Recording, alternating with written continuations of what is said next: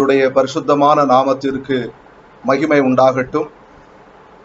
ஆண்டவராகிய இயேசு கிறிஸ்துவின் நாமத்தில் உங்களை நான் வாழ்த்துகிறேன். கர்த்தருடைய கிருபை, இரக்கம், தயவு நம்மோடு இருந்து கர்த்தர் பாதுகாத்து கொண்டிருக்கிறார். அவருடைய நாமம் மகிமைப்படுவதாக. அருமையான கர்த்தருடைய பிள்ளைகளே, கர்த்தருடைய சமூகத்திலே அமர்ந்திருந்து கர்த்தரை ஆராதித்து ஜெபித்து கர்த்தருடைய வசனத்துக்காய் காத்திருக்கிற உங்கள் ஒவ்வொருவோடு கூட கர்த்தர் பேசுவாராக. நமக்கெல்லாம் தெரிந்த ஒரு வேத வசனம்தான் சங்கீத புஸ்தகம் 23ஆம் அதிகாரம் 1வது வசனம். சாம் 23:1. கர்த்தர் என் மேய்ப்பராயிருக்கிறார், நான் தாழ்ச்சி அடையேன். பரலோகத்தின் பரிசுத்தமுள்ள பிதாவே, அற்புதமான ஆண்டவரே, இந்த நல்ல கால வேளைக்காக நாங்கள் உம்மை ஸ்தோத்தரிக்கிறோம், உம்மை மகிமைப்படுத்துகிறோம். கர்த்தாவே, உம்முடைய பரிசுத்தமான சமூகத்துல நாங்கள் கர்த்தராகிய இயேசுவின் நாமத்தினால கூடி உம்மை ஆராதித்து உம்மை மகிமைப்படுத்தி உம்முடைய வார்த்தைக்காய் உம்முடைய சமூகத்துல காத்து கொண்டிருக்கிறோம். ஐயா, இம்மட்டுமா எங்களை தாங்கினவரே உமக்கு ஸ்தோத்திரம். இம்மட்டுமா எங்களை பலப்படுத்தினவரே உமக்கு ஸ்தோத்திரம். இம்மட்டுமா எங்களை நடத்தினவரே உமக்கு ஸ்தோத்திரம். எங்களோடு இருக்கிற உம்முடைய பாதுகாப்பின் கரங்களுக்காக நன்றி செலுத்துகிறோம். ஆண்டவரே, தொடர்ந்து நீர் எங்களை நடத்த போற தயவுக்காக ஸ்தோத்திரம். ஆண்டவரே, நீர் நல்லவர், போதுமானவர், இரக்கமுள்ளவர், தயவுள்ளவர். அப்பா, உம்மை நாங்கள் பணிந்து கொள்ளுகிறோம், உம்மை நாங்கள் வணங்குகிறோம், உம்மை நாங்கள் போற்றுகிறோம், உம்மை நாங்கள் உயர்த்துகிறோம். சத்தியவரனே, நாங்கள் உம்மை போற்றுகிறோம். கர்த்தாவே, நீர் நல்லவராயிருப்பதற்காக, எங்களுக்கு நீர் கிருபையும் தயவையும் கொடுப்பதற்காக ஸ்தோத்திரம். தொடர்ந்து எங்களை வழிநடத்தும் இயேசுவின் மூலம் பிதாவே, ஆமென். கர்த்தருடைய பிள்ளைகளே, உங்களை சந்தித்து ஏறத்தாழ 48 நாட்களுக்கு மேலாகிவிட்டது. நாம் மார்ச் மாதம் 15ஆம் தேதி சபை கூடி கர்த்தரை ஆராதித்தோம். அதற்கு பிறகு நாம் இப்படியாக கர்த்தரை ஆராதித்துக் கொண்டிருக்கிறோம். 48 நாட்களுக்கு மேலாக கடந்து விட்டது. இன்னும் சில நாட்கள் நாம் காத்திருக்க வேண்டியது அவசியமா இருக்கிறது. நம்முடைய காலங்கள் எல்லாம் நம்முடைய ஆண்டவராகிய இயேசு கிறிஸ்துடைய கரத்தில் இருக்கிறது. அருமையான கர்த்தருடைய பிள்ளைகளே, கர்த்தருடைய வாக்குத்தத்தங்களை அதிகமாக நாம பிரசங்கிக்கிறோம். வாக்குத்தத்தங்களை வருஷத்துக்கு 12 வாக்குத்தத்தங்கள் கிட்டத்தட்ட நாம பிரசங்கிக்கிறோம். ஆனால் இந்த வாக்குத்தத்தங்கள் எல்லாம் கிறிஸ்து இயேசுவுக்குள் ஆம் என்றும் ஆமேன் என்றும் இருக்கிறது. ஆனால் இந்த நாளிலே இந்த வாக்குத்தத்தங்கள் அவைகள் எழுதப்பட்டதின் நோக்கம், அவைகள் எதற்காக ஆண்டவர் சொல்லியிருக்கிறார் என்பதை கொஞ்சம் ஆழ்ந்து கவனிக்கும்படியான பாக்கியத்தை தேவன் நமக்கு தந்திருக்கிறார். கர்த்தருக்கு ஸ்தோத்திரம். ஆனாலும் எக்காலத்திலும் நாம் சந்தோஷமாய் சொல்ல வேண்டிய ஒரு வார்த்தை, கர்த்தர் என் மேய்ப்பராய் இருக்கிறார், நான் தாழ்ச்சி அடையேன். The Lord is my shepherd, I shall not want. அருமையான கர்த்தருடைய பிள்ளைகளே, இதை நான் அடிக்கடி உபயோகப்படுத்துவேன். நான் அடிக்கடி இந்த 23ஆம் சங்கீதத்தை வைத்து ஜெபம் பண்ணுவேன். ஒவ்வொரு ஞாயிற்றுக்கிழமையும் ஆராதனைக்கு கிளம்பி வருவதற்கு முன்பாக நான் இதை சொல்லி ஜெபித்து விட்டுதான் நான் வீட்டை விட்டு வெளியே கிளம்பி வருவேன்.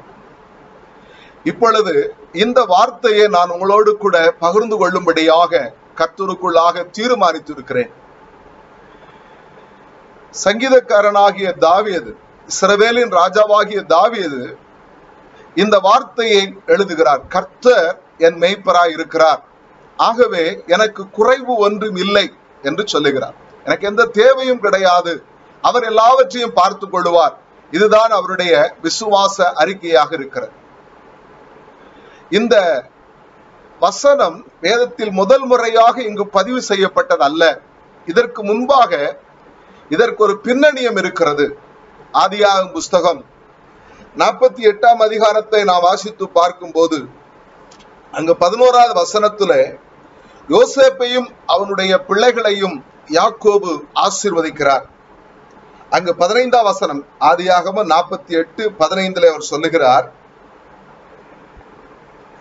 அவன் யோசேப்பை ஆசீர்வதித்து, என் பிதாக்களாகிய ஆபிரகாமும் ஈசாக்கும் வழிபட்டு வணங்கிய தேவனும், நான் பிறந்த நாள் முதல் இந்நாள் வரைக்கும் என்னை ஆதரித்து வந்த தேவனும்.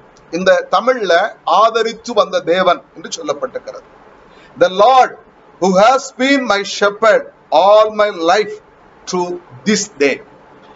இந்த நாள் வரை என்னை மேய்ப்பனாக இருந்து நடத்தியவர் என்று ஆண்டவரை குறித்து சொல்லுகிறார். இந்த யாக்கோபு ஈசாக்குடைய செல்வ புத்திரன். சீரியா தேசத்தில் போய் லாபானுடைய வீட்டிலே போய் தங்கும் போதுதான், அவருடைய மாமனார் வீட்டிலே தங்கும் போதுதான் அங்கு ராகேலுக்காக 14 ஆண்டு காலங்கள் ஆடு மேய்க்கிறான். சம்பளம் இல்லாமல் ஆடு மேய்க்கிறான். ஒருவேளை அவனுக்கு கிடைத்தது தோல்விதான். அது மாத்திரமல்ல, அதற்கு பிறகும் அவன் மேய்ப்பனாக தன்னுடைய வாழ்க்கையை தொடர்கிறான். ஆடு மாடு மற்ற மிருகங்களை மேய்க்கிற அனுபவம் அவனுக்கு கிடைக்கிறது. வயது முதிர்ந்த போது தன்னுடைய செல்ல மகனிடத்தில் அவன் பேசும்போது, இந்த நாள் வரைக்கும் என்னை மேய்ப்பனை போல ஒருவர் நடத்தினார், அது நம்முடைய ஆண்டவர், ஆபிரகாமின் தேவனும் ஈசாக்கின் தேவனுமானவர் என்னை ஒரு மேய்ப்பனை போல நடத்தினார் என்று சொல்லுகிறார். அருமையான கர்த்தருடைய பிள்ளைகளே, அவர் ஆடுகளை குறித்து அறிந்து அதை மேய்த்தவர், அதனுடைய எல்லா சூழ்நிலையும் தெரிந்து, நம்முடைய ஆண்டவரோ நம்மை மேய்க்கிற ஒரு மேய்ப்பனாக இருக்கிறார். அதற்கு பிறகு சங்கீதக்காரனாகிய தாவீது கோத்திர பிதாக்களுடைய வாழ்க்கைகளை குறித்து அவர் படித்திருப்பார், கேட்டிருப்பார், தியானித்திருப்பார்.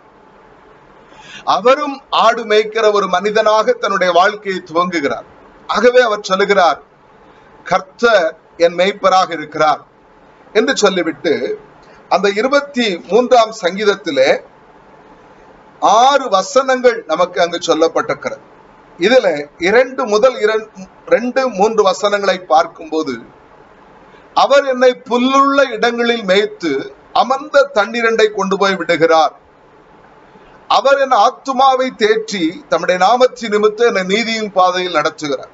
இது நம்முடைய உள்ளான மனுஷனுடைய வாழ்க்கைக்குரிய ஒரு மேய்ப்பனுடைய மேய்ச்சலை காண்பிக்கிறது.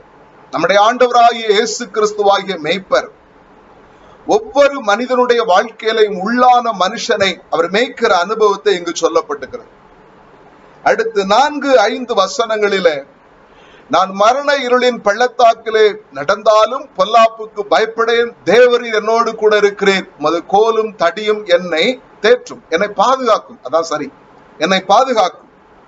என் சத்துருக்களுக்கு முன்பாக எனக்கு ஒரு பந்தியை ஆயத்தப்படுத்தி என் தலையை எண்ணெயால் அபிஷேகம் பண்ணுகிறேன், என் பாத்திரம் நிரம்பி வழிகிறது. இது உயர்த்தப்பட்ட ஒரு வாசனை வீசக்கூடிய கர்த்தரால் செழிப்படைந்த ஒரு வாழ்க்கையை காண்பிக்கிறது. அப்ப முதலாவது நம்முடைய வாழ்க்கையில உள்ளான மனுஷனை மேய்க்கிறவர், புறம்பான மனுஷனுடைய வாழ்க்கையில உயர்வை கொடுக்கிறவர். அப்படி அவர் கொடுத்து ஜீவனுள்ள நாளெல்லாம் நன்மை கிருபை தொடரும்படி செய்து கொண்டு போகிறார். இதுதான் நம்முடைய உலக வாழ்க்கை.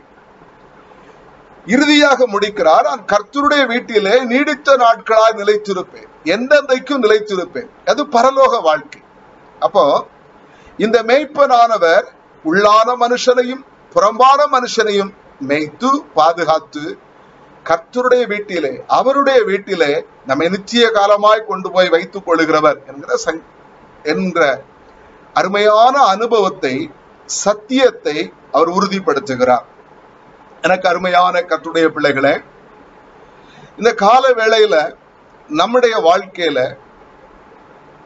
நம்முடைய ஜீவியத்துல நாம் இந்த சங்கீதத்தை பலமுறை படித்திருப்போம். கிறிஸ்தவர்கள், நான் பலமுறை நானும் பிரசங்கித்திருப்பேன்.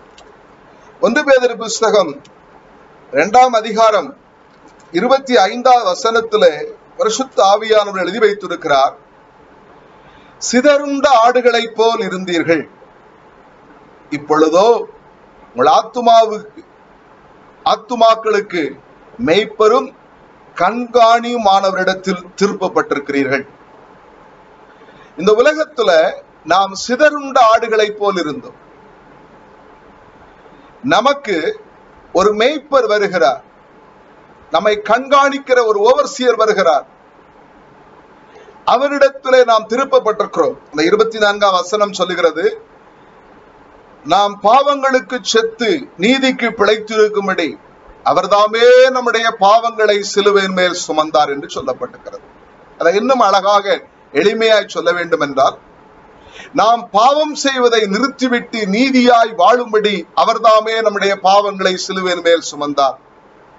நாம் பாவம் செய்வதை நிறுத்திவிட்டு நீதியாய் வாழும்படி அவர் நம்முடைய பாவங்களை சிலுவையின் மேல் சுமந்தார். அவருடைய தழும்புகளால் குணமாகிறோம். நம்முடைய உள்ளான மனுஷனுடைய வாழ்க்கையில் இருக்கிற எல்லா நோய்களையும் ஆண்டவராய் இயேசு குணமாக்குறவராய் இருக்கிறார்.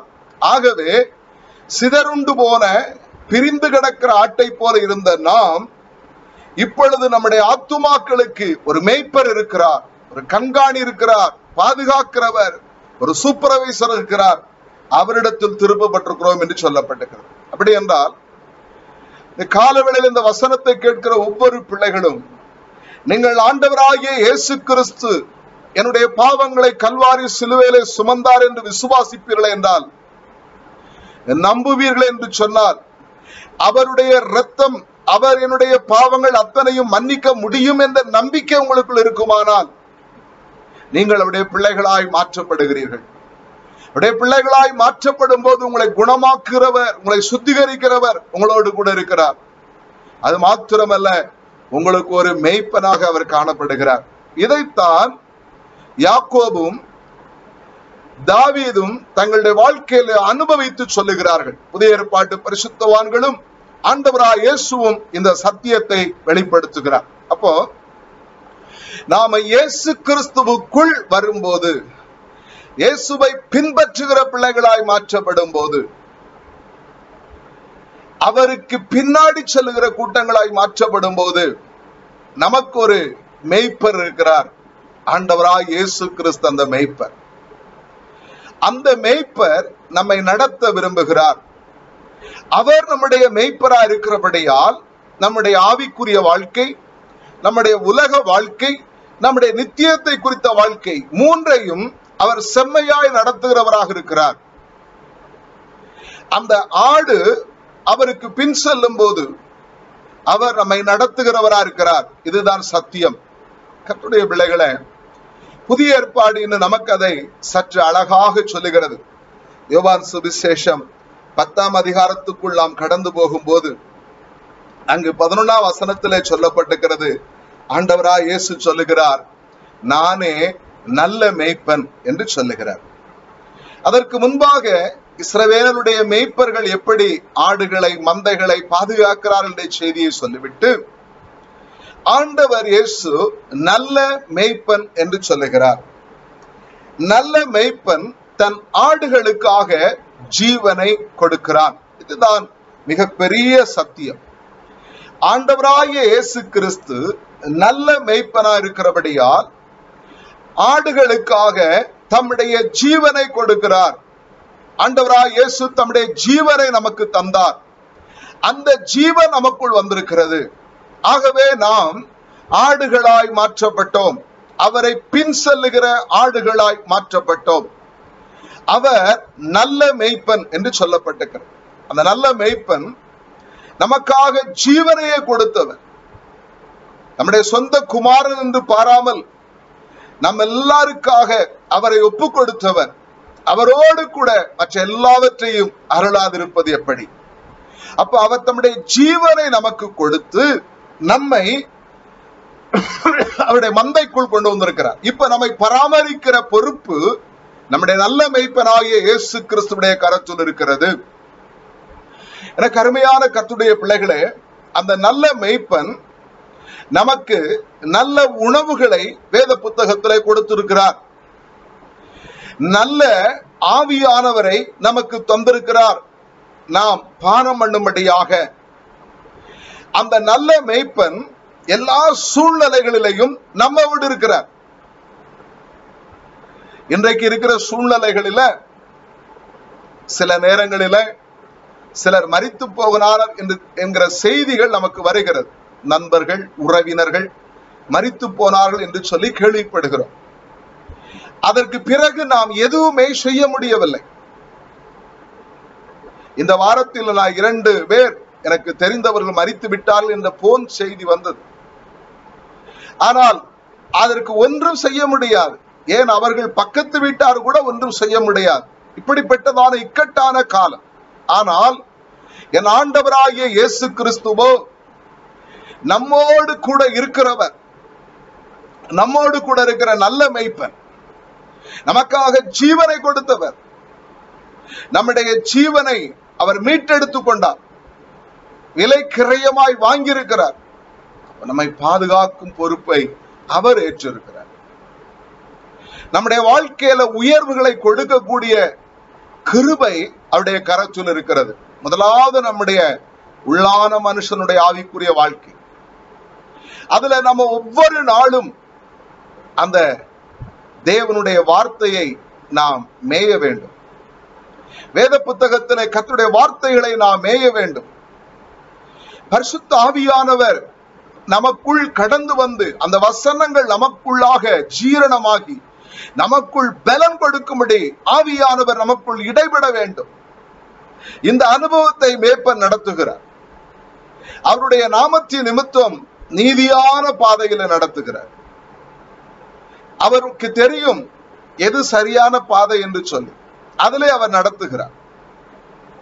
அது மாத்திரமல்ல, நம்முடைய வாழ்க்கையை உயர்த்தி ஒரு ஆசீர்வாதமான பாத்திரமாய் மாற்ற முடியும் இந்த உலகத்துல. அப்ப நல்ல மேய்ப்பனாகிய ஆண்டவராகிய இயேசு கிறிஸ்து நம்முடைய மேய்ப்பனாக இருக்கிறார். அல்லேலூயா. கர்த்தருடைய பிள்ளைகளே, தாவீது தன்னுடைய வாழ்க்கையில இந்த அனுபவத்தை அதிகமாக அனுபவித்தார். ஆண்டவர் அவருக்கு ஆவிக்குரிய மேய்ப்பனாக இருந்தார். உலக பாதுகாப்பு ஆண்டவர் அவருக்கு கொடுத்தார். அவரை உயர்த்தினார். ஆனால் அவருடைய லட்சியம் கர்த்தருடைய வீட்டில நான் எப்பொழுதும் தங்கியிருக்க வேண்டும். அருமையான கர்த்தருடைய பிள்ளைகளே, கர்த்தர் நம்முடைய மேய்ப்பனாக இருக்கும் போது நம்மை விலை கிரயம் கொடுத்து வாங்கினவர், அவருடைய ஜீவனை நமக்கு தந்தவர், இந்த 3 ஆசீர்வாதங்களையும் கொடுக்க நமக்கு போதுமான நல்ல மேய்ப்பனாக இருக்கிறார். அது மாத்திரமல்ல, எபிரேயர் புஸ்தகம் 13ஆம் அதிகாரத்தை வாசிக்கும் போது 20ஆம் வசனம் சொல்லுகிறது. எபிரேயர் 13ஆம் அதிகாரம் 20ஆவது வசனம், நித்திய உடன்படிக்கையின் இரத்தத்தினாலே ஆடுகளுடைய பெரிய மேய்ப்பரான நம்முடைய கர்த்தராகிய இயேசு என்று சொல்லப்பட்டிருக்கிறது. கர்த்தராகிய இயேசு கிறிஸ்து ஆடுகளின் பெரிய மேய்ப்பர், குட் ஷெப்பர்ட். இங்கே ஆண்டவராகிய இயேசு கிறிஸ்து a great shepherd என்று அறியப்படுகிறார், பெரிய மேய்ப்பர். ஆடுகளுடைய பெரிய மேய்ப்பராய் எப்படி மாற்றப்பட்டார் என்றால், நித்திய உடன்படிக்கையின் இரத்தத்தினாலே ஆண்டவராகிய இயேசு கிறிஸ்து இந்த மந்தையாகிய ஆடுகளின் பெரிய மேய்ப்பராய் மாற்றப்பட்டார். இந்த கர்த்தர் நம்முடைய நல்ல மேய்ப்பர், நம்முடைய ஜீவனை கொடுத்தபடியால இப்போ இந்த ஆடுகளுக்கு அவர்தான் பெரிய மேய்ப்பராக இருக்கிறார். ஆண்டவருக்கு ஸ்தோத்திரம். எப்படி? நித்திய உடன்படிக்கையின் இரத்தத்தினாலே. அப்போஸ்தலர் 20ஆம் அதிகாரம் 28ஆம் வசனம் சொல்லுகிறது, தேவன் தம்முடைய சுய இரத்தத்தினால் சம்பாதித்த சபை என்று சொல்லப்பட்டிருக்கிறது. சபை என்பது ஆண்டவருடைய இயேசுவுடைய சொந்த இரத்தத்தினால் சம்பாதிக்கப்பட்டது. நான் இந்த வருஷ துவக்கத்தில் சபையில் சொன்னேன், ஜனவரியில ஆபிரகாமோடு கர்த்தர் உடன்படிக்கை பண்ணும்போது விருத்த சேதனம் என்ற ஒரு உடன்படிக்கை ஏற்படுத்தினார். நீயும் உன் பிள்ளைகளும் உன் சந்ததிகளும் இந்த உடன்படிக்கையின் மூலமாக என்னுடைய ஜனங்களாக மாற்றப்படுகிறார்கள், ஆபிரகாமுடைய பிள்ளைகளாய் மாற்றப்படுகிறார்கள். ஆகவே அவர்கள் செய்ய வேண்டியது 8வது நாளிலே விருத்த சேதனம் பண்ணப்பட வேண்டும். அருமையான கர்த்தருடைய பிள்ளைகளை நினைவுபடுத்திக் கொள்ளுங்கள். ஆபிரகாமுடைய பிள்ளைகள் சந்ததிகள் கர்த்தரோடு சொந்த ஜனமாய் மாற வேண்டும் என்றால் அவர்கள் இரத்தம் சிந்த வேண்டும். அவர்கள் இரத்தம் சிந்தும் போது அந்த இரத்தத்தின் மூலமாக ஆண்டவரோடு அவர்கள் உடன்படிக்கையின் பிள்ளைகளாய் மாற்றப்படுகிறார்கள். ஆண்டவருடைய பிள்ளைகளாகிய கிறிஸ்தவர்களாகிய நாமோ நமக்காக இரத்தம் சிந்தன இயேசு கிறிஸ்துவின் மூலமாக, அவருடைய இரத்தத்தின் மூலமாக, நிரந்தர உடன்படிக்கையின் மூலமாக அவருடைய பிள்ளைகளாக மாற்றப்பட்டு விட்டோம். அல்லேலூயா. அப்போ பழைய ஏற்பாட்டிலே அவர்கள் இரத்தம் சிந்தி தேவ பிள்ளைகள். இப்பொழுதோ இயேசு இரத்தம் சிந்தன பண்ணினபடியால் நாம் தேவ பிள்ளைகள். இந்த இரத்த உடன்படிக்கை அவர் ஏற்படுத்தினபடியால் அந்த இரத்த உடன்படிக்கையை விசுவாசிக்கிற பிள்ளைகள், அதை நம்புகிற பிள்ளைகள், அவருடைய இரத்தம் சகல பாவங்களை நீக்கி சுத்திகரிக்க வல்லது என்று விசுவாசிக்கிற பிள்ளைகள் ஒரு பெரிய மேய்ப்பரை பெற்றுக் கொண்டார்கள். அல்லேலூயா. ஜீவனை கொடுத்த மேய்ப்பர் இப்பொழுதோ பெரிய மேய்ப்பர், நம்மை பாதுகாக்கக்கூடிய மேய்ப்பர். அந்த மேய்ப்பர் அறியாமல் நம்முடைய மந்தையை ஒருவரும் ஒன்றும் செய்ய முடியாது. நம்முடைய மந்தையை ஒருவரும் சிதறடிக்க முடியாது. அந்த மந்தையை ஒருவரும் கொள்ளையிட முடியாது. ஏனென்றால் அவர் ஆடுகளின் பெரிய மேய்ப்பராக இருக்கிறார்.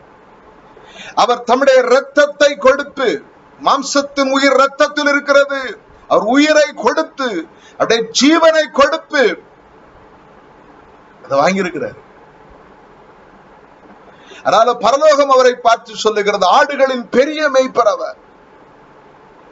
அந்த பெரிய மேய்ப்பருடைய மந்தையிலே நாம் இருக்கிறபடியால் நம்மை அவர் பாதுகாத்துக் கொள்ளுவார். இந்த உலகத்தில் உள்ள எந்த சக்தியானாலும் சரி, இந்த உலகத்தில் இருக்கிற எந்த வல்லமையானாலும் சரி, அவருடைய சித்தம் இல்லாமல் நம்மை ஒன்றும் செய்ய முடியாது. அவருடைய அனுமதி இல்லாமல் நம்மை ஒன்றும் செய்ய முடியாது. அவர் நம்முடைய பெரிய மேய்ப்பராக இருக்கிறார். எனக்கு அருமையான கர்த்தருடைய பிள்ளைகளே,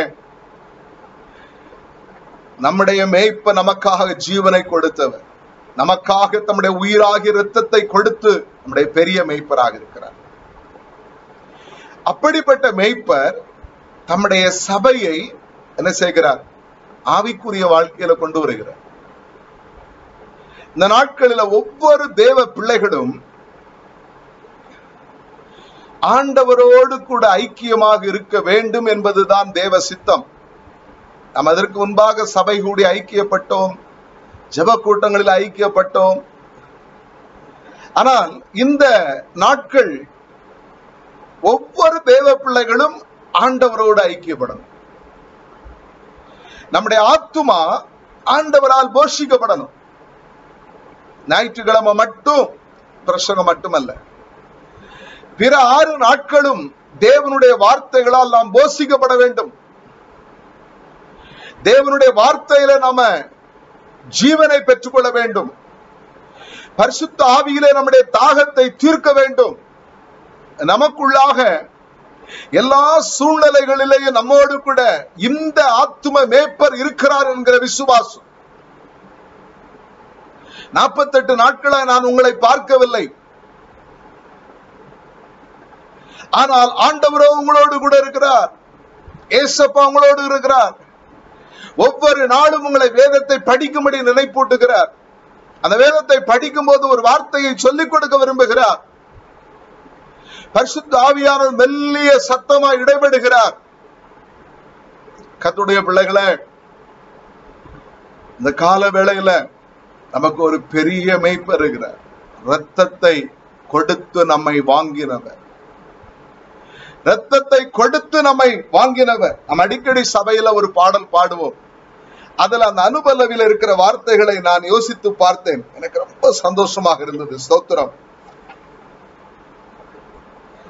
தாயினும் மேலாக அன்பு வைத்தவர், இரத்தத்தையே சிலுவையிலே உனக்கு தந்தவர் மறந்திடுவாரோ உன்னை வெறுத்திடுவாரோ, மறந்திடுவாரோ உன்னை வெறுத்திடுவாரோ. உன் நம்பிக்கையை விட்டு விடாதே, நீ நம்பினவர் கைவிட மாட்டார். உன் நம்பிக்கையை விட்டு விடாதே, நீ நம்பினவர் கைவிட மாட்டார். தாய் கூட பிள்ளைகளை மறந்து போகலாம், சிங்கங்கூட குட்டிகளை பட்டினி போடலாம். ஸ்தோத்திரம். தாய் தன் பிள்ளைகளை மறந்து போகலாம், சிங்கம் தன் குட்டியை பட்டினி போடலாம்.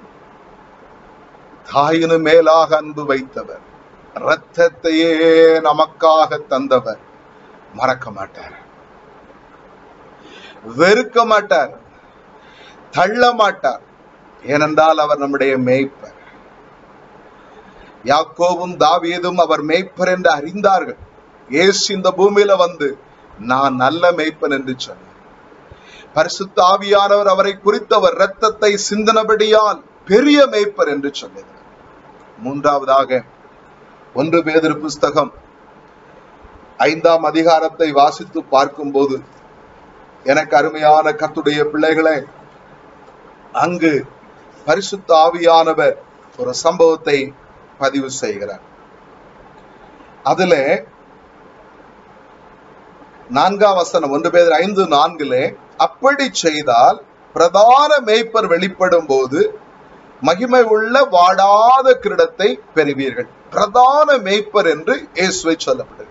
சீஃப் ஷெப்பர்ட், பிரதான மேய்ப்பர். இதற்கு முந்தின பகுதியை பார்க்கும்போது அப்போஸ்தலனாகிய பேதுரு இந்த பகுதியை எழுதுகிறார். ஒவ்வொரு மேய்ப்பர்களுக்கும் சபையின் பாஸ்டர்களுக்கு இந்த பகுதியை சொல்லுகிறார்.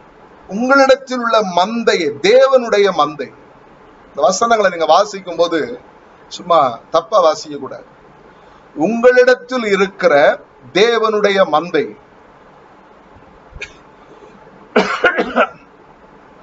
அவர் ஜீவனை கொடுத்தபடியால் மந்தை உருவாக்கப்பட்டது. அந்த மந்தைக்காக அவர் இரத்தத்தை சிந்திருக்கிறார். அவர் நல்ல மேய்ப்பனும் பெரிய மேய்ப்பனுமா இருக்கிறார். இந்த மேய்ப்பர் நல்ல மேய்ப்பனும் பெரிய மேய்ப்பனும் ஆனவர் இந்த பூமியிலே பல இடங்களில் இருக்கிறதான சின்ன சின்ன பெரிய பெரிய சபைகளை மேய்க்கும்படியாக, அந்த தேவனுடைய மந்தையை மேய்க்கும்படியாக, தேவன் தம்முடைய இரத்தத்தினால் சம்பாதித்தது சபை. நாம் ஒரு வார்த்தை என்னுடைய சபைன்னு சொல்லக்கூடாது.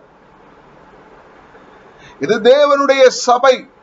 இரத்தத்தினால் சம்பாதிக்கப்பட்ட சபையை மேய்த்து, அது எப்படி மேய்க்கப்பட்டு சொல்லிருக்கிறார்னா, மனப்பூர்வமாய் மேய்க்கும்படி சொல்லிருக்கிறார். மேய்ப்பொருளாய் எங்களுக்கு ஆண்டவர் சொல்லிருக்கிறார், மந்தை எப்படி மேய்க்கணுமா? மனப்பூர்வமாய் மேய்க்க வேண்டும். உற்சாக மனதோடு, கட்டாயமாய் அல்ல, ஏதோ ஒரு நிர்பந்தத்தினால மந்தையை மேய்க்க வர்றது.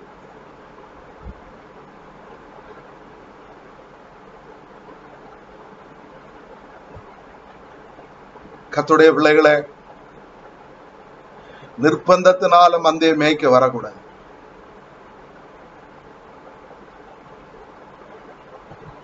அவலட்சணமான ஆதாயங்களுக்காக மந்தை மேய்க்க வரக்கூடாது. உற்சாக மனதோடு இந்த சுதந்திரத்தை, தேவனுடைய மந்தைய அடிச்சு நொறுக்கி அதிகாரம் பண்ண வராமல் மந்தைக்கு மாதிரியா இருக்கணும். ஸ்தோத்திரம். அப்போ 3 காரியத்தை மேய்ப்பவர்களுக்கு ஆண்டவர் சொல்லுகிறார். மனப்பூர்வமாய், உற்சாகமாய், மாதிரியாக மந்தையை மேய்க்கும்படி கர்த்தர் அழைத்திருக்கிறார். அப்படி நீங்கள் மேய்த்தால் பிரதான மேய்ப்பர், எங்க எல்லாத்துக்கும் பெரிய மேய்ப்பர் இருக்கிறார் அல்லவா, நல்ல மேய்ப்பர், அந்த பிரதான மேய்ப்பர் வெளிப்படும் போது வாடாத கிரீடத்தை கொண்டு வருவார் என்று சொல்லப்பட்ட கருத்து. அருமையான கர்த்தருடைய பிள்ளைகளே, நம்முடைய சபையில் இருக்கிற ஒவ்வொரு ஆடுகளும் எனக்கு தெரியும். கர்த்தருக்கு ஸ்தோத்திரம். ஒருவேளை இந்த 48 நாட்கள் நம்ம சபை கூடி வரல, உங்களுடைய தனிப்பட்ட நிலை எப்படி இருக்கிறது என்பது எனக்கு தெரியாது. சில நேரம் போன்ல பேசுவோம் உங்களோட, அவ்வளவுதான். அதுவே சில நேரம் பிரச்சனை ஆயிடும். ஆகவே போதகராகிய நான், மேய்ப்பராகிய நான் அதிகமாய் உங்களை குறித்து எந்த விதமான காரியங்களையும் அறிய முடியாத ஒரு நிலைமையில் இருக்கிறேன். உண்மைதான்.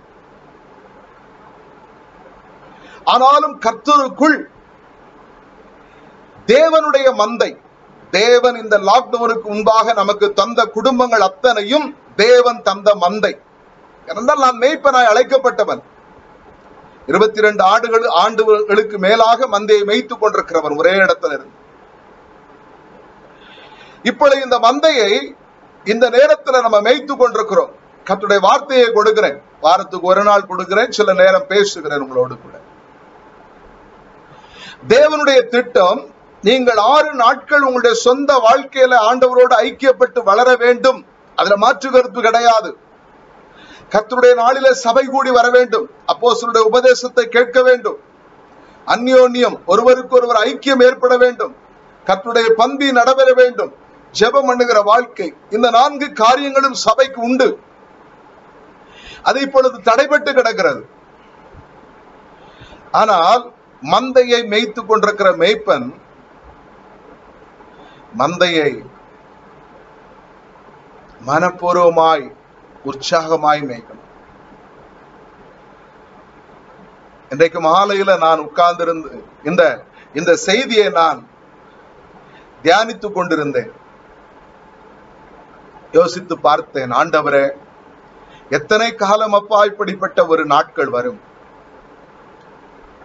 48 நாட்களுக்கு மேலாக நான் மந்தை கூடவில்லை, சபையின் ஜனங்களை பார்க்கவில்லை. இன்னும் எவ்வளவு காலம் என்பது தெரியவில்லை.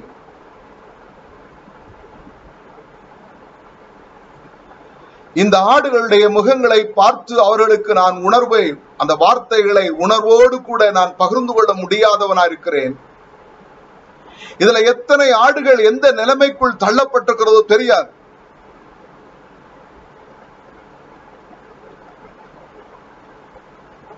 ஆடுகள் எந்த நிலைமையை மறந்து அது முற்ற வேலையை செய்யும், அது செய்ய வேண்டிய வேலையை செய்யும். ஸ்தோத்திரம். ஆனால் கர்த்தருடைய மேய்ப்பர்களாகிய நாங்கள் கர்த்தர் தந்த மந்தைக்காக காத்திருக்கிறோம். தேவன் மந்தை என்ற ஒன்றை உருவாக்கும்படி செய்தார், அதை மேய்க்கும்படி செய்தார். திடீரென்று தடுத்து நிறுத்தி விட்டார். இன்றைக்கு எப்படியோ நடக்கிறது, ஸ்தோத்திரம். ஆனால் மறுபடியும் மந்தை கூட வேண்டும், மந்தை பாதுகாக்கப்பட வேண்டும். இந்த 1 பேதுரு 5ஆம் அதிகாரத்தில் சொல்லப்பட்ட நாங்கள் இந்த மந்தையை மேய்க்க வேண்டும். பிரதான மேய்ப்பர் வரும்போது வாடாத கிரீடத்தை பெற்றுக்கொள்ள வேண்டும்.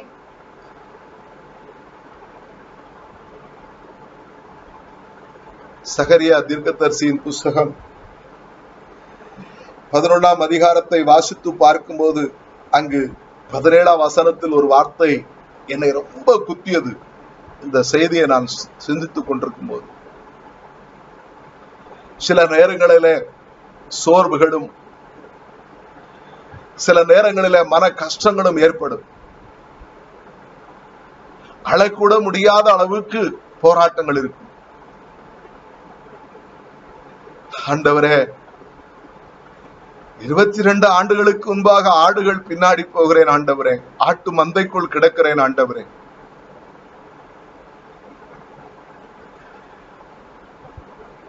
முட்டும் மிதியும் புதிதல்ல. லாக்டவுன்ல கிடக்கும் போதா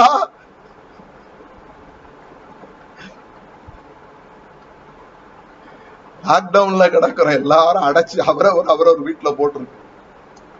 அப்பமா ஆடு என்ன செய்யும்? ஸ்தோத்திரம். வேணுமா ஆண்டவரே? ஆண்டவரே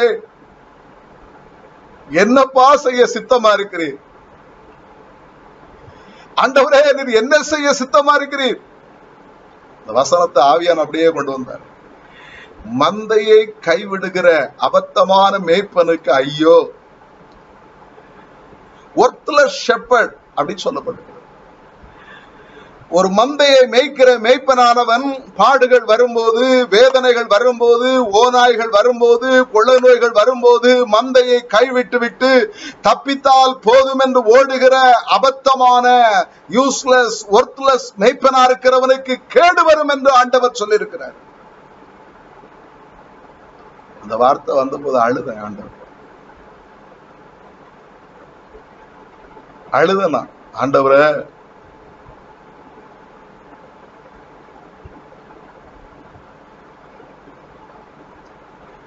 நான்காவது வகுப்பு படித்துக் கொண்டிருக்கும் போது எனக்கு ஒரு அத்தை எனக்கு பாடம் எடுத்து அந்த பாடல் புதிதாய் வந்த போது பாடினார்கள். உலகோர் உன்னை பகைத்தாலும் உண்மையாய் அன்பு கூறுவாயா, உற்றார் உன்னை வெறுத்தாலும் உந்தன் சிலுவையை சுமப்பாயா.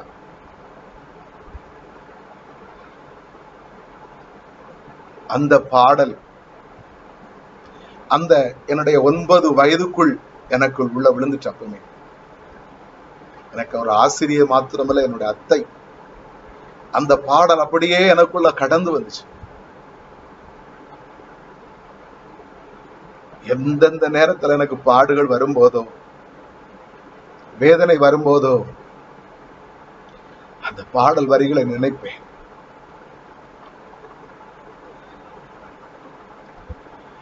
மந்தையை கைவிடுகிற அபத்தமான மேய்ப்பனுக்கு ஐயோ. கர்த்தருடைய பிள்ளைகளை, ஒரு பிரதான மேய்ப்பர் இருக்கிறார். அவர் அங்க உட்கார்ந்து இருந்து இந்த மந்தைய இந்த குட்டி மேய்ப்பர் மூலமா மேய்க்கிறார். கர்த்தருக்கு ஸ்தோத்திரம். இந்த மந்தையில் இருக்கிற ஒவ்வொரு ஆடுகளுடைய பெயர்களையும் இந்த மேய்ப்பனுக்கு தெரியும். இந்த மேய்ப்பன் அந்த ஆடுகளை அறிந்து வைத்திருக்கிறான். அவருடைய நிலைமைகளை அறிந்து வைத்திருக்கிறான். அவர்களுக்கு தேவையான வார்த்தைகளை கொடுக்க வேண்டும் என்று வாஞ்சிக்கிறான். அவர்களுக்காக ஜெபிக்க வேண்டும் என்று வாஞ்சிக்கிறான். ஆனால் ஆடுகளோ அவைகளை உணர்வதில்லை. கர்த்தருக்கு ஸ்தோத்திரம். அப்போ கர்த்தர் நம்முடைய மேய்ப்பராக இருக்கிறார். அவர் நல்ல மேய்ப்பன், பெரிய மேய்ப்பன். இந்த பிரதான மேய்ப்பர் குட்டி மேய்ப்பர்களை வச்சு மேந்தை மேய்க்கிறார். ஸ்தோத்திரம். விசுவாசிகள், மந்தையின் ஆடுகள் இப்பொழுது ஃப்ரீயா இருக்கிறாங்க வீட்டுல. எல்லாரும் எத்தனை மணிக்கு தூங்குறாங்க தெரியாது, எத்தனை மணிக்கு எழும்புறாங்க தெரியாது, எத்தனை மணிக்கு சாப்பிடுறாங்க தெரியாது. மோசே மந்தையை மேய்க்கும் போது டாய்லெட் போறது எப்படின்னு கூட சொல்லி கொடுத்தாரு. ஸ்தோத்திரம். அப்ப மேய்ப்பன் ஆனவன் மந்தையை எல்லா காரியங்களிலும் நடத்துகிறவனா இருக்கிறான்.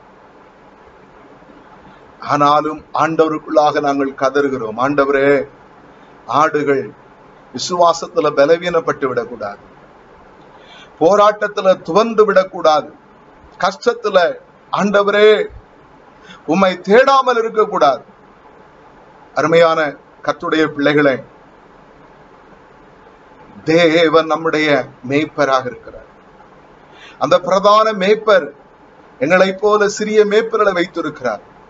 உங்களை கண்காணிக்கும்படியாக, உங்களை மேய்க்கும்படியாக, உங்களிடத்துல முட்டு வாங்கும்படியாக வைத்திருக்கிறார். உங்களிடத்திலிருந்து பால் சாப்பிடும்படி வைத்திருக்கிறார். கர்த்தருக்கு ஸ்தோத்திரம்.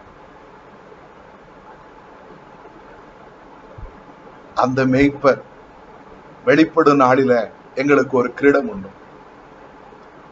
அந்த கிரீடத்தை நாங்கள் பெற்றுக்கொள்ள வேண்டும் என்றால் மந்தையை விட்டுட்டு ஓடக்கூடாது.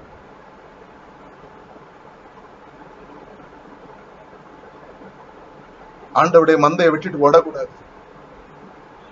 ரத்தத்தினால் சம்பாதித்த சபையை விட்டுட்டு ஓடக்கூடாது. அவருடைய சபை.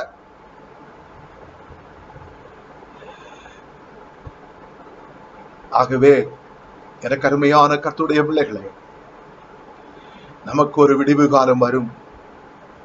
மறுபடியும் மந்தை கூட முடியும். நான் 1ஆம் தேதி உங்களுக்கு அனுப்பிய செய்தி போல சபை சமாதானத்தை பெறும். சபை ஆண்டவருக்குள் பலப்படும். சபை கர்த்தருக்கு பயப்படும். பரிசுத்த ஆவியினால் ஆறுதல் அடையும். ஒரு விடுதலை வாழ்வு உண்டு. அதைத்தான் இந்த மேய்ப்பன் மூலமாய் கர்த்தர் சொல்லுகிறார். அவர் நம்முடைய மேய்ப்பன். இந்த உலகத்தில் நம்முடைய ஆவிக்குரிய வாழ்க்கையை குறித்த உத்தரவாதத்தை வைத்து எங்களை வைத்திருக்கிறார். இந்த உலகத்தில் இருக்கிற எல்லா போராட்டங்களிலையும் பாதுகாக்கிற மேய்ப்பரா இருக்கிறார். நம்மோடு கூட இருக்கிறார். நம்மை விட்டு விலகாதவர், தூரமாய் போகாதவர்.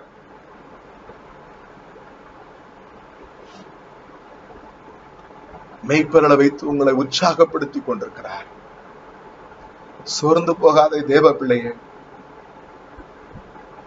எந்த சூழ்நிலையிலும் கவலைப்படாதுங்க. அந்த மேய்ப்பரை பாருங்க.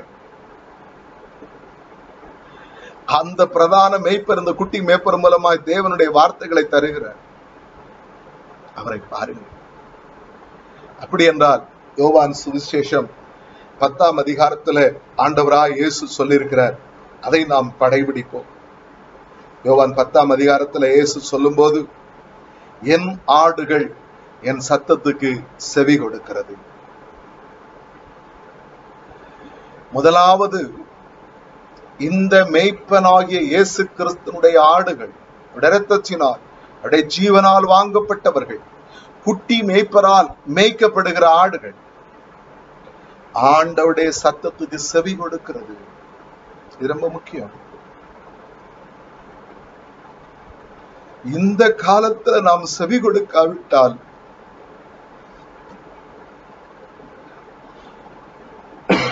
இதற்கு பிறகு வேறொரு காலம் நமக்கு வரும் என்று நினைக்க முடியாது.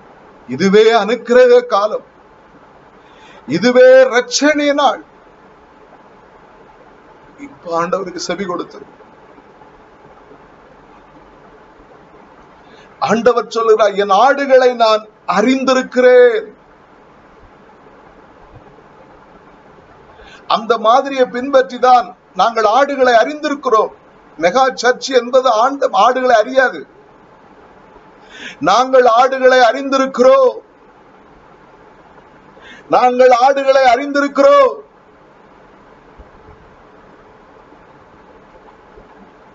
ஆண்டவர் ஆடுகளை அறிந்திருக்கிறார். அவைகள் இயேசுவுக்கு பின் செல்லுகிறார். மேய்ப்பன் முன்னே சொல்லுகிறான், ஆடு பின்னே வருகிறது. அருமையான கர்த்தருடைய பிள்ளைகளே, நான் அந்த நாட்கள்ல சொல்றேன், தேவனோடு கூட ஐக்கியப்படுங்க. உங்கள் நேரங்களை தேவனுக்கு சில கொடுங்கள். உணவு சமைப்பதற்கும் ஓய்வு எடுப்பதற்கும் கொஞ்சம் போது நேரம். மற்ற நேரங்களை தேவனுக்கு கொடுங்கள்.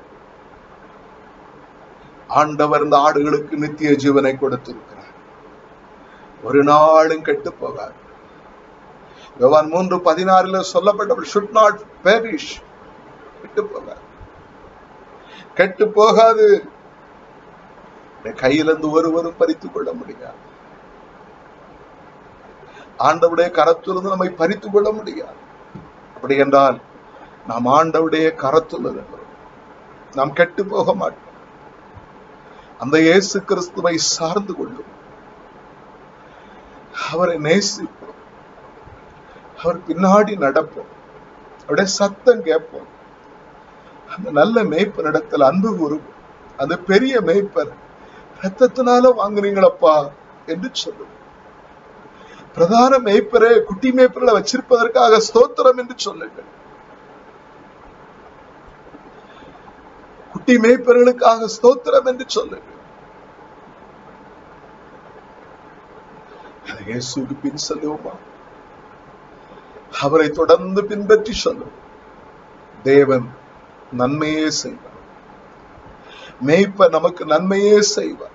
நிச்சயமாக சகோதரனே, சகோதரியே, மரண இருளின் பள்ளத்தாக்கில் நம்மை பாதுகாப்பார். இந்த உலகத்துல பிசாசுக்கு முன்பாக நம்முடைய தலையை அவர் தம்முடைய பரிசுத்த ஆவியினால் வாசனை வீசும்படி செய்வார். நம்முடைய பாத்திரங்கள் நிரம்பும்படி செய்வார். விருந்து சாலையில கனப்படுத்துவார், உயர்த்துவார், கனப்படுத்துவார். நம்பிக்கையை விட்டு விடாது. எல்லாம் முடிந்து போய்விட்டது என்று நினைக்காது. எல்லாம் போய்விட்டது என்று நினைக்காது. ஒன்றுமில்லாமல் இந்த உலகத்தை உண்டாக்கின ஆண்டவர் உன்னிடத்தில் இருப்பதை வைத்து உன்னை ஆசீர்வதிக்க முடியும். நன்மை கிருபை உங்களை தொடரும்படி ஆசீர்வதிக்க முடியும். எல்லாவற்றுக்கும் மேலாக அவருடைய வீட்டில் அவரோடு கூட இருக்கிற பாக்கியம். நம்ம எல்லாரும் அவரை நோக்கி பார்ப்போமா? நம்ம எல்லாரும் அவரை நோக்கி பார்ப்போம். நல்ல மேய்ப்பன் குரலை கேட்பே, நாளும் பின் தொடர்வே. நல்ல மேய்ப்பன் குரலை கேட்பே, நாளும் பின் தொடர்வே. தோளில் அமர்ந்து கவலை மறந்து, தோளில் அமர்ந்து கவலை மறந்து தொடர்ந்து பயணம் செய்வே, தொடர்ந்து பயணம் செய்வே. எனது தலைவன் இயேசுராஜன் மார்பில் சாய்ந்து சாய்ந்து மகிழ்ந்து மகிழ்ந்திருப்பே. பசும்புல் மேய்ச்சல் அமர்ந்த தண்ணீர் அழைத்து செல்பவரே. பசும்புல் மேய்ச்சல் அமர்ந்த தண்ணீர் அழைத்து செல்பவரே. ஆத்துமாவை தினமும் தேற்றி, ஆத்துமாவை தினமும் தேற்றி அணைத்து கொள்பவரே, அணைத்து கொள்பவரே. எனது தலைவன் இயேசுராஜன் மார்பில் சாய்ந்து சாய்ந்து மகிழ்ந்து மகிழ்ந்திருப்பே. கர்த்தருடைய பிள்ளைகளே, நம்முடைய மேய்ப்பராகிய இயேசு கிறிஸ்து நல்ல மேய்ப்பர், ஜீவனை கொடுத்த மேய்ப்பர், இரத்தத்தை கொடுத்து விலைக்கு வாங்கிய பெரிய மேய்ப்பர், எங்களை போல குட்டி மேய்ப்பர்களை வைத்து மேய்க்கிற பிரதான மேய்ப்பர். அவரை நேசிப்போம், அவரில் அன்பு கூறுவோம், அவருடைய பாதத்தை பிடித்துக் கொள்ளுவோம். நீ துவண்டு விழும்போது தோளில் தூக்கி சுமப்பார்.